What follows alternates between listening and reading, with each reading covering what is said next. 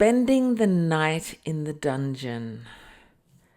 So, my life is a series of adventures like the one I had last night. You're listening to the Mistress Code. I'm RacyWilde. So, last night, a submissive got an education, and not in the way you think. I went to a local club last night to catch up with some friends. It is the norm for us to tell potential submissives to meet us there. It is a BDSM and fetish club that is more fetish than BDSM. Most nights are just casual with a bar and maybe a little activity happening in the dungeon underneath. But this night was a little bigger.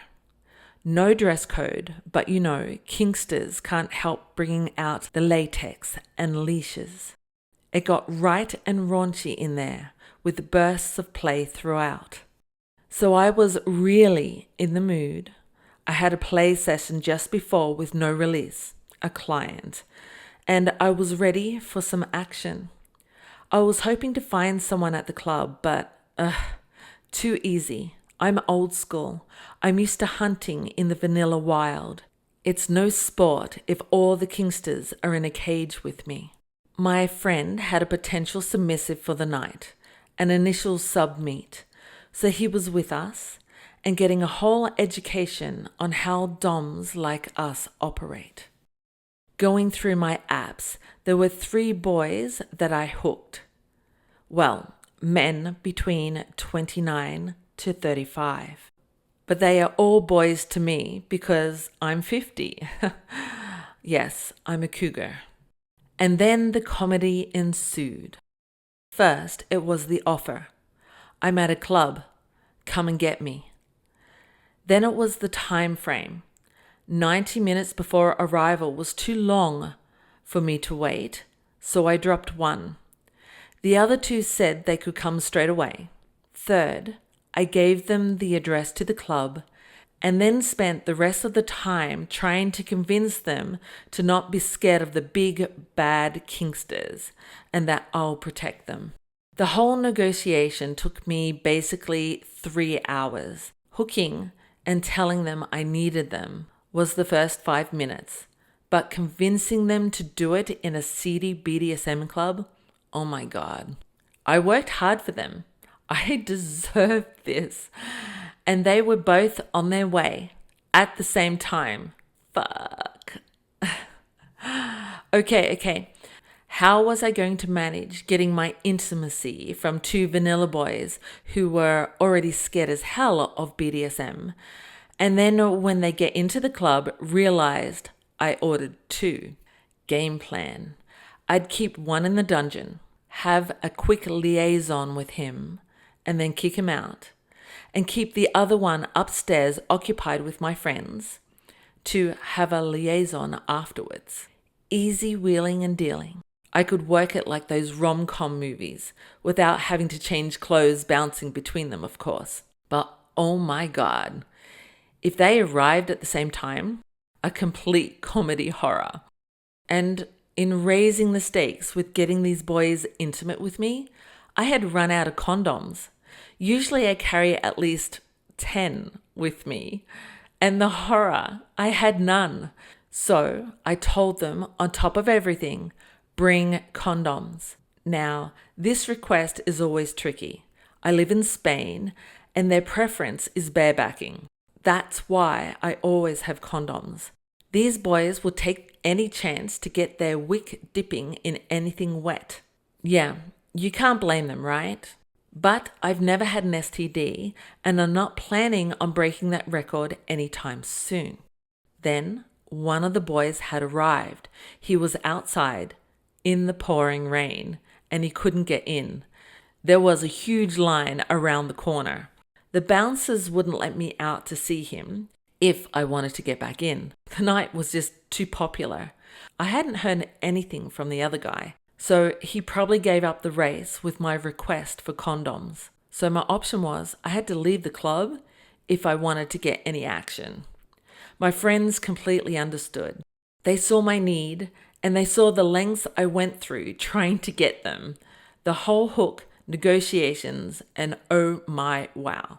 The fact I had one vanilla guy coming to a BDSM club and detour to a petrol station to get some condoms, then have to stand outside in a line in the rain at a BDSM club he was petrified to enter. Haha, I was the hero among my friends that night. He was the one for the night, because the other dude was not getting back to me. Darn it, he probably chickened out. My friend's potential sub got to see firsthand how hard a domino works to get a liaison. He had no idea how much the other side has to wheel and deal to line up these fuckboys. It's tough, especially when they're vanilla, and I'm a dominatrix. I told the fuckboy outside I was coming out, and when I walked down the kinky waiting line, a man dressed in a suit with a blue collared shirt stuck his head out to the side. I had to laugh. He stuck out like a sore thumb among the black leather and latex. He came out of the line, and I hooked onto his arm and said, "Let's go." He was enthralled with our conversation all the way to the famous churros place, through the fucking rain. My friends will be very happy because food was all I could think about in the club, other than sex. And I'm always talking about getting darn churros. We ordered and sat, and he had the wildest conversation of his life. But basically, I completely turned him into a little submissive. I asked him how many times he can get there in one night. He told me a few. I asked, 6? He said, sure. I raised an eyebrow. Cocky boy. I totally didn't believe him. All boys lie about their shots. Okay, I started. I'm going to take you to a swingers club and watch you with 6 women, and you have to shot each time. Otherwise, I'm going to punish you. Then I set a personal program for him to train at home for the club for the next few weeks and require picture evidence. I made him drive me home, but no, he didn't come inside. He had been upgraded from a fuckboy to a submissive. I hadn't heard from the second guy at all, but I did feel a little guilty for ducking out. He was taking his damn ass time, so what's a girl to do?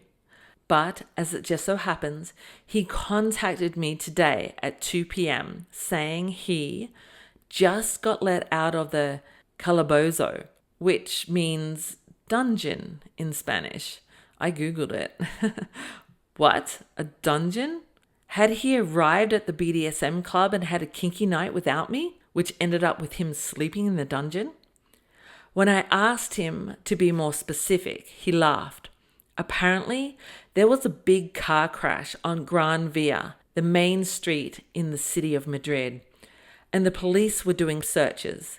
He hadn't taken his car license with him because he didn't want to take any identifying items into a BDSM club. You know, because us kinksters are apparently all thieves and thugs wanting to steal wallets for blackmail. So he left all his IDs at home for safety. But the police patted him down and he didn't have his license with him. Then they locked him up in jail for the rest of the night and he just got let out and contacted me straight away. Oh, are you effing serious? I wrote back. Or is this just the best darn excuse for a no-show? Oh, I'm serious, he wrote. I have court on Tuesday. Moral of the story, you decide.